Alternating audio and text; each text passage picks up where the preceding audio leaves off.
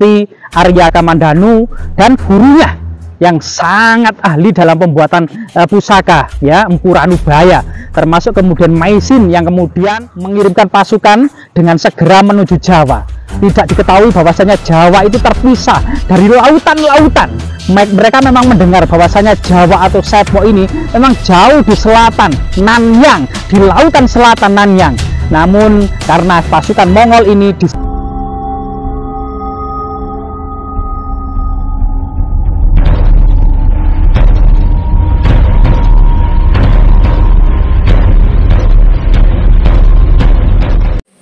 Ya, assalamualaikum warahmatullahi wabarakatuh. Salam budaya rahayu, salam sehat damai selalu Nusantaraku. Ya, kita ketemu lagi di explore kita kali ini ya, di ekspedisi di Gunung Lirang. Ya, kita akan mereview sebuah makam yang konon di dalamnya ini adalah makam dari seorang pendekar sakti yang sudah tidak asing lagi ya di telinga para kancah sejarah dan juga di dunia kesejahteraan ya, yaitu makam Arya Kamandanu dan Maisin ya. Konon disinilah jejak-jejak misteri yang puluhan tahun atau ratusan tahun yang lalu dicari oleh para pecinta pendekar, para pecinta sejarah ya, para pecinta nguri-nguri budaya ya. Tepatnya di pedalaman gunung ini ya, ada di lereng Gunung Lirang ya, ditemukan diduga adalah makam dari Maisin atau Arya Kamandanu. Ya, seperti apa dan bagaimana, tetap ikuti perjalanan kita kali ini ya. Kita akan menelusuri lewat jejak-jejak petunjuk-petunjuk arkeologis yang sempat ditemukan dan juga cerita-cerita masyarakat yang ada di daerah Gunung Lirang ini ya. Jangan lupa untuk support dan tonton film ini sampai akhir ya, agar tidak terjadi kesalahpahaman dan tidak ada momen-momen yang terlewatkan ya nanti ya. Tiongkok dinasti Yuan ya, pasukan Mongol datang ke Jawa menuntut balas atas dilukanya Mengki oleh Raja Kertanegara. 20.000 pasukan Mongol mendarat di Tuban, Sidayu dan Ujung Galuh. Kemudian masuk dengan kapal kecil melalui pelabuhan Cangguh sampai kemudian disambut oleh pasukan Majapahit dan pasukan Madura.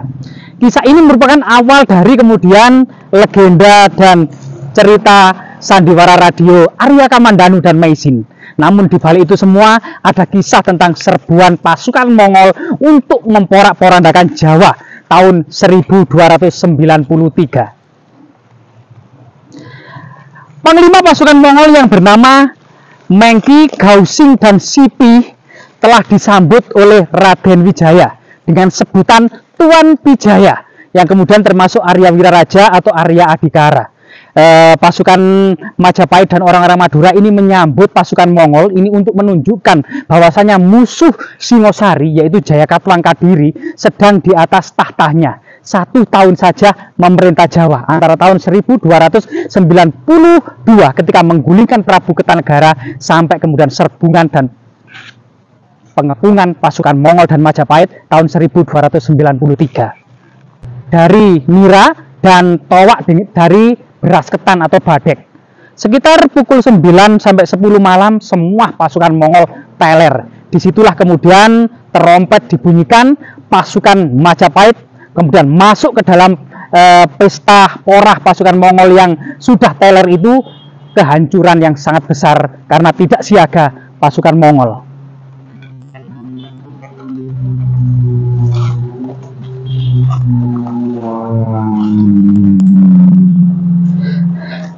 Pasukan Mongol yang kemudian hampir lebur melarikan diri ke pelabuhan sampai kemudian lari menyusuri pelabuhan Canggu.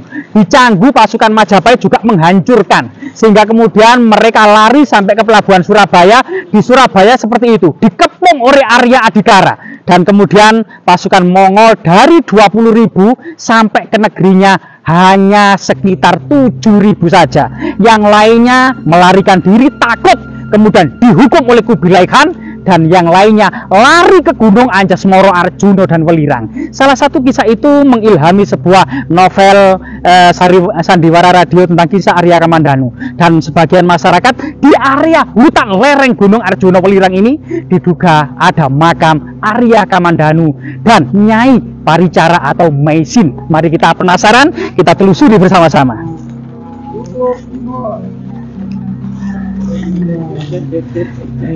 Nah, ketika bulan 10 November tahun 1294 Diyawijaya. Apa itu, Kang? Nah, Diyawijaya itu kelihatannya ada sesuatu belukar ya. Itu dinobatkan diri menjadi Raja Majapahit bergelar Kertarajasa Jayawardhana. Artinya masih penerus klan atau dinasti Ken Arok ya, dinasti Rajasa. Ini merupakan salah satu untuk menepis berita tradisi dari Kidung Pasundan yang mengatakan bahwasanya Diyawijaya adalah putra dari Prabu Harisdharma dari Pasundan. Padahal secara historis yang sahih dan autentik, Diyawijaya ini putra Dia Lembutal, putra Narasingamurti, putra Batara Parmeswara, dan putra Ken Arok dan Ken Dedes. Lah ini jalanan di sini telah dibuatkan ya, jalan setapak dengan bantuan papan-papan menuju sebuah makam keramat yang masyarakat menyebutnya makam Arya Kamandanu dan Maisin ya, Maisin. Lah salah satu yang menjadi tanda kekunoan adalah pohon. Nah ini diduga pohon ini merupakan pohon tua ya, pohon tua diduga pohon cendana. Namun kita sulit untuk mengenali pohon cendana kuno ini karena memang sudah meranggas, daun-daunnya kering. Ini di bawahnya ini ada makam keramat. Mari kita sowan dulu ya. Jadi rahayu, rahayu, rahayu, rahayu. Jadi rahayu, rahayu, rahayu. Rahayu, rahayu, rahayu.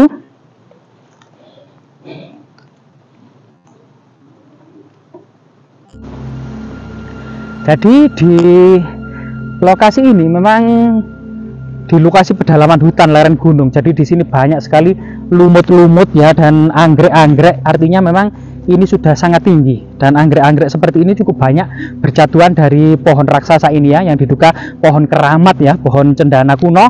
Dan ini ada makam yang diduga menurut cerita tutur masyarakat adalah makam Maisin dan Arya Kamandanu. Namun kebenaran sampai saat ini tidak ada petunjuk yang pasti ya.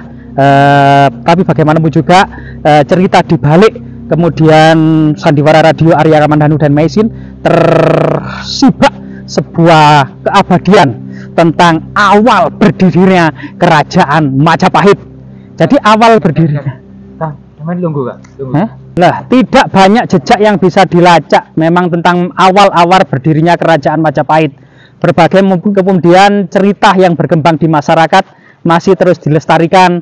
Kisah tentang tutur tinular sandiwara radio tentang tokoh pendekar sakti Arya Kamandanu dan gurunya yang sangat ahli dalam pembuatan pusaka ya, Empu Ranubaya, termasuk kemudian Maisin yang kemudian menjadi warga Majapahit yang hidup di lereng Gunung Arjuna, Welirang dan Anjas-Moro ini menjadi tabib yang sangat-sangat sakti ya, yang dikenal dengan Nyai Paricara. Ini sesuatu yang memori yang kemudian menjadi cerita tradisi ya, tradisi masyarakat, sebuah kekayaan yang memang patut dilestarikan. Awal-awal berdirinya Majapahit bukan dengan semudah membalikkan telapak tangan, tetapi penuh perjuangan, bahkan mampu menghancurkan hantu dunia pada waktu itu yang tidak terkalahkan, yang hampir saja menggulung dunia dalam satu kekuasaan Genghis Khan, yaitu Mongol.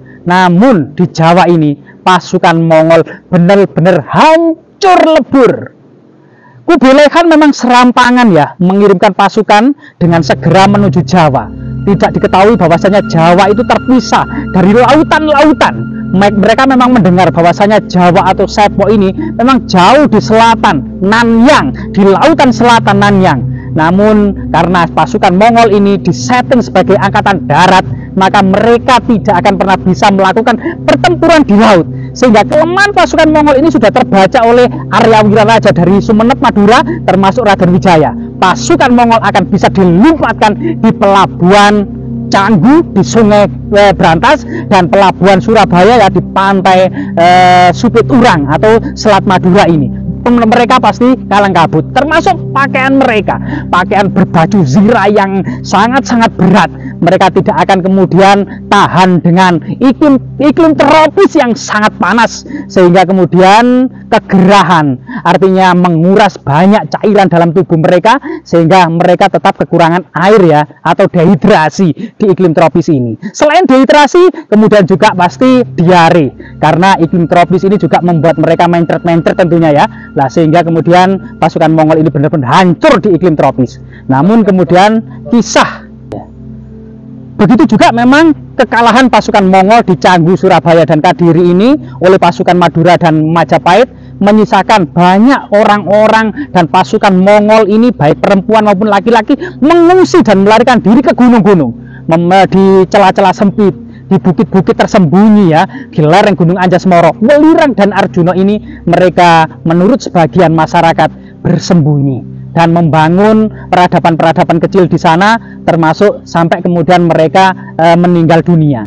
Sehingga kemudian sebagian masyarakat gitu ya menghubungkan makam ini dengan makam salah satu sebuah sejarah ya, yang sebenarnya juga merupakan sebuah sandiwara radio dalam tutur tinular, yaitu Maisin dan Arya Kamandanu.